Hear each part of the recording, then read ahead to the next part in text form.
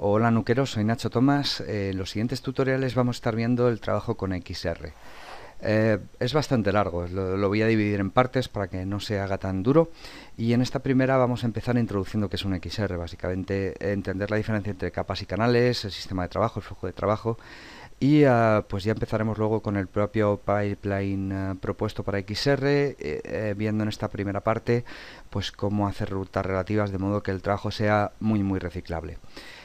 Bueno, pues ya yendo a Nuke, lo que vamos a ver es que cuando insertamos un XR, voy a insertar uno cualquiera, lo primero que ocurre es que veo una imagen normal y corriente, pero dentro tiene una información adicional que es la que vemos aquí. Ahora mismo no solo tengo el RGBA o el Beauty o como lo llaméis, sino que desde la aplicación 3D he sacado una serie de pases que me interesan. En este caso, por ejemplo, la profundidad, pues me interesaba sacarla en un pase por separado. El extra text lo tengo, que es esto, pues, como vemos aquí en el Ambient Occlusion, el Light Select, que es una luz concreta, la reflexión, etcétera. Y cada uno de ellos ha salido como un pase dentro de este XR. Si no sabéis sacar un XR multicanal desde vuestra aplicación, yo os sugeriría que vayáis a los tutoriales del Relight, concretamente la parte 2, que tenéis la salida desde Max Maya y Softimage y desde varios motores, VRay, Mental Ray, Renderman y Arnold. Bueno, pues ya estamos aquí y esto que vamos a ver aquí, que vemos que tiene el XR, son canales. Perdón, bueno, son capas y canales. Lo que vemos aquí concretamente son capas. Por ejemplo, tenemos una capa que es el alfa, otra que es la Z, otra que es las normales. Y estas capas, voy a hacer un nodo de copy para que me la enseñe, lo que se van a componer de una información que viene dada en canales. Por ejemplo, la capa de Z exige un solo canal, dado que es una imagen como en escala de grises, un solo canal que se llama Z. Por ejemplo, el pase de normales se va a distribuir en tres canales, en canal rojo, verde y azul. Estos son los canales, entonces estos tres canales configuran lo que es esta capa de normal world. Por lo tanto, es correcto decir tanto XR multicanal o XR multicapa. Eso es información que va dentro del propio XR. ¿Por qué es tan útil que vaya dentro del propio XR? Va a acelerar enormemente el trabajo. Tiene cosas malas y cosas buenas, vamos a entenderlo. Primero, el primer problema que podemos tener es que los archivos pueden ser pesados porque estamos trabajando a 32 bits, porque además tiene que evaluar todos los canales según los vayamos pidiendo, lo va a tener que evaluar y eso puede tardar. Pero las ventajas son, a cambio, las ventajas son enormes. Si, por ejemplo, yo hiciera aquí un nodo de merge y lo conectara consigo mismo, con la misma imagen, le podría decir, por ejemplo, que el canal este que se llamaba Stratex, que es el Ambient Occlusion, se multiply, con el RGB usando como máscara el alfa. Entonces, como vemos aquí, lo que ha ocurrido, vamos a deshabilitarlo, es que me está multiplicando el Ambient Occlusion y todo lo voy a sacar de aquí. Yo le podría decir, por ejemplo, quiero que antes me hagas una corrección de color. ¿Sobre quién? Sobre el Ambient Occlusion. Y cojo la gama y la bajo y ahora estoy manipulando lo que es el ambient. Entonces la gran ventaja que tendría esto es que si yo quiero utilizar esto en otra secuencia, lo único que tendría que hacer sería coger esta imagen de inicio, cambiarla por otra y directamente todo esto funcionaría. Siempre y cuando los nombres de los canales fueran los mismos. Por ejemplo, esta corrección de color lo que está haciendo es afectar a este canal.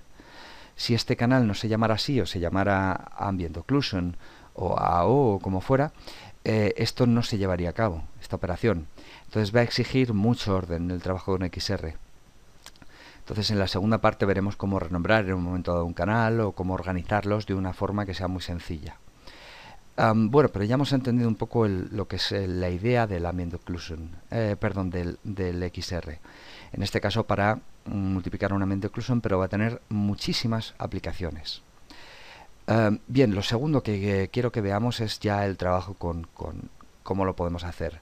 Y yo voy a utilizar el pipeline, el flujo de trabajo que utilizo yo en el estudio, que es muy cómodo, muy reciclable y desde luego yo os aconsejo que le echéis un vistazo porque puede acelerar enormemente. Yo cuando llamo un XR, en este caso llamado a este XR que está en esta ruta determinada que yo le he puesto. Si aquí yo lo primero que voy a hacer, y es muy importante, es guardar esto en una localización determinada. Por ejemplo, lo voy a llamar como Workflows español. Perfecto. ¿Para qué? Pues porque es también muy útil para el trabajo con XRs poder establecer pipelines que no estén trabajando en absolutas. Esto tiene una ruta muy fea que a mí no me interesa, porque si me voy a otro ordenador ya no funcionaría. Entonces me interesa que cuando yo coja esta carpeta y la arrastre, lleve toda la información conmigo. Entonces una opción que tendría, por ejemplo, sería decir, bueno, pues si yo he guardado este archivo en esta carpeta que se llama XR Workflow, y dentro está V1 y V2, como veremos, pues lo he guardado dentro de la carpeta de Workflow. Lo que podría decir es quito todo esto de aquí y voy a hacer una ruta relativa. ¿Relativa, por ejemplo, a qué? Podría hacerla relativa al propio archivo de Nuke. ¿Cómo se hace eso? Pues por ejemplo, si abro corchetes y le digo file direction name dirname, luego abro otros corchetes, espacio, corchetes y value. Ahora explico esto que estoy escribiendo. Root.name es un pequeño código de Python y vamos a ver que esto me va a servir perfectamente. Le estoy diciendo que a la hora de buscar esta imagen, la busque. Donde está el root es básicamente donde yo haya guardado este archivo de Nuke. El nombre de este archivo está en una ruta, pues coja esa ruta y para buscar el archivo lo encuentra en esa dirección. Eso es lo que le estoy diciendo. Dentro ya, después he dicho la carpeta V1, background, etcétera. Esta es una forma mucho más cómoda porque si yo ahora me muevo a otro ordenador directamente tendría esto resuelto. Pero podemos mejorar esto todavía un poquito más, porque esto, si por ejemplo yo cojo otra imagen, la copio, la pego, elijo otro, por ejemplo otra de las que tengo por aquí, y me va a preguntar si quiero reemplazar esto con un string, le voy a decir simplemente que lo voy a hacer manualmente, copio esto, y si yo pegara, perdón, este es el background, yo quiero traer el ship. Si yo pegara esto aquí, la misma ruta, pero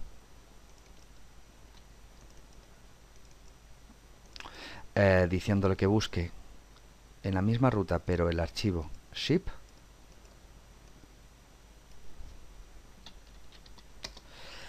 directamente lo que veremos es que está llamando a otro archivo y lo encuentra porque está en la misma ruta. Pero esto puede ser bueno, lo que pasa es que luego esto hay veces que es mejorable, como vamos a ver. Opción número 2 que vamos a tener, más cómoda todavía, es inicialmente yo lo primero que voy a hacer, aparte de guardar mi archivo, es generar aquí un nodo. Por ejemplo, voy a generar un no-op, que básicamente no hace nada, es un nodo que no hace ninguna operación. Lo voy a poner de color amarillo y lo que le voy a decir aquí va a ser que este nodo lo voy a denominar como router, por ejemplo, va a ser el nodo que enruta. Y no hace nada, este nodo no tiene absolutamente ningún parámetro. Le voy a poner yo uno. Por ejemplo, le voy a decir aquí, botón derecho, Manage User Knobs, es decir, configurar los parámetros de usuario, y le voy a añadir yo uno que va a ser FileName. FileName, por ejemplo, y le voy a poner el mismo string que tenía antes, es decir, esto que tenía antes, o incluso con el V1. Esto mismo se lo voy a añadir a ese userKnob dentro del filename. ¿Cómo? Pues le voy a decir, vamos a ver, el nombre que le voy a poner va a ser, por ejemplo, dir, y como label es como quiero yo identificarlo. Pues quiero que esta es la ruta donde guardo los archivos. Bien, entonces yo en la ruta donde guardo los archivos hay un valor que se llama dir. Le voy a pegar a ese valor de dir esta ruta, la que había puesto antes, file dir name, etc. ¿Para qué?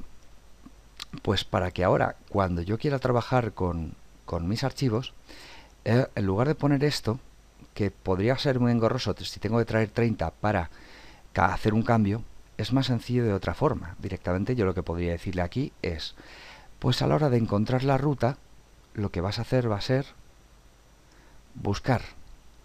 Voy a quitar aquí esto. quitar este valor y voy a poner otro. Le voy a decir que lo busque en el valor del nodo router.